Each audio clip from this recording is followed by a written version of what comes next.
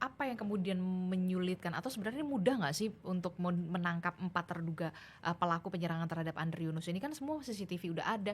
Kemudian kalau tidak salah wadah untuk kemudian menyimpan dan menyerang Andri Yunus juga berada 10 meter kalau tidak salah di lokasi begitu. Itu artinya ada sidik jari di sana. Apa yang kemudian polisi tunggu untuk kemudian menangkap 4 pelaku ini, Pak Ito? Gini Mbak Disti ya, pertama tentunya saya atas nama Pak Kapolri dan seluruh jajaran Polri menyampaikan rasa simpati yang sedalam-dalamnya ya. Karena tidak ada setiap orang pun di dunia ini yang berharap ada yang dialami Mas Andri ya. Bagaimanapun juga yang bersangkutan adalah anak kita ya. Generasi muda kita yang tentu harus kita lindungi. Nah kemudian sekarang dari aspek penegakan hukum Mbak ya. Saat ini yang dilakukan oleh Polres Jakarta Selatan di backup Jakarta Pusat di backup oleh Polda Metro dan Barreskrim itu merupakan perintah langsung daripada Pak Kapolri. Karena ini merupakan satu kejadian yang sifatnya khusus dan atensi. Ya, kemudian yang kedua, saya selalu berkoordinasi ya dengan adik-adik dan teman-teman penyidik ya.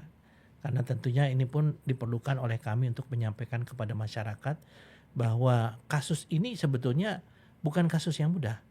Kenapa? Sebagaimana disampaikan oleh Pak Kapolda Metro Jaya maupun dari Mabes Polri, kasus ini adalah merupakan kasus yang direncanakan.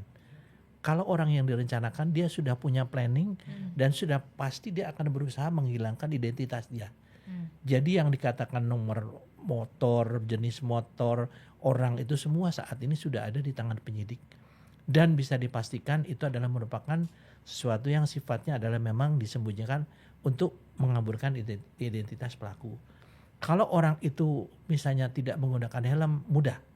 Tapi kalau pakai helm ini juga agak sulit kan. Cuman kan jenis helm dan lain sebagainya ini sekarang sedang dalam penjajakan oleh anggota kita.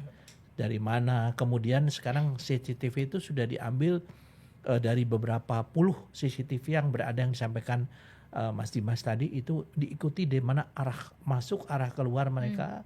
Nah ini sekarang sedang didalami oleh mereka termasuk rekam jejak yang sekarang dari HP ya.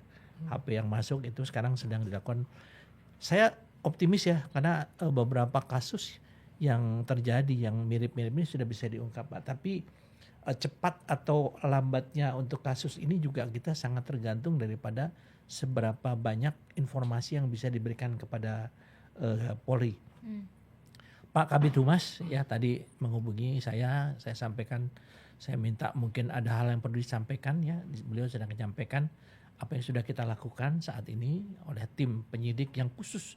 Jadi saat ini tim penyidik yang dibentuk adalah tim penyidik khusus yang tidak diberikan beban untuk menangani kasus-kasus lain.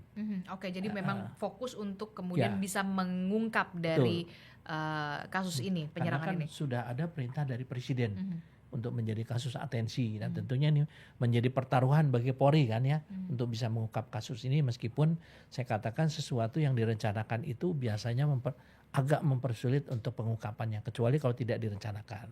Nah kemudian satu hal lagi Mbak yang mungkin kita kan tahu bahwa saat ini situasinya tentunya polisi akan menelusuri kasus ini untuk melihat motifnya itu dari faktor dengan kausalitas. Ada akibat, tentu ada sebab. Dan ini akan ditelusuri dari mana perjalanan daripada rekam historical kejadian ini dari mulai Mas Andri dari mana. Nah, mudah-mudahan itu akan bisa ditautkan menjadi satu gambaran untuk motifnya apa. Ya, tentunya kita juga sangat berharap Mas Dimas dari teman-teman kita bisa mendapatkan masukan-masukan juga yang bisa memperkuat karena kita sedang merangkai puzzle nih. Merangkai puzzle untuk bisa membentuk menjadi satu konstruksi kasus yang bisa kita mengambil satu kesimpulannya. Yang jelas apa yang dilakukan oleh pelaku ini kalau menurut KUHAP ya, KUHAP itu yang baru bisa kena pasal 467 ayat 2, 468 ayat 1 dan bahkan 626 yang hukumannya di atas 12 bahkan 15 tahun. Karena ini penganiayaan berat yang diberikan pemberatan lagi dengan menggunakan alat yang bisa merupakan zat korosif. Itu sudah termasuk nanti masuk juga dalam oleh penyidik dimasukkan dalam proses percobaan pembunuhan. Ya, nah makanya tentunya kita ingin mempercepat ini dengan masukan-masukan yang saya dengar mungkin dari teman-teman Kontras ingin mengajukan satu usulan membentuk tim pencari fakta.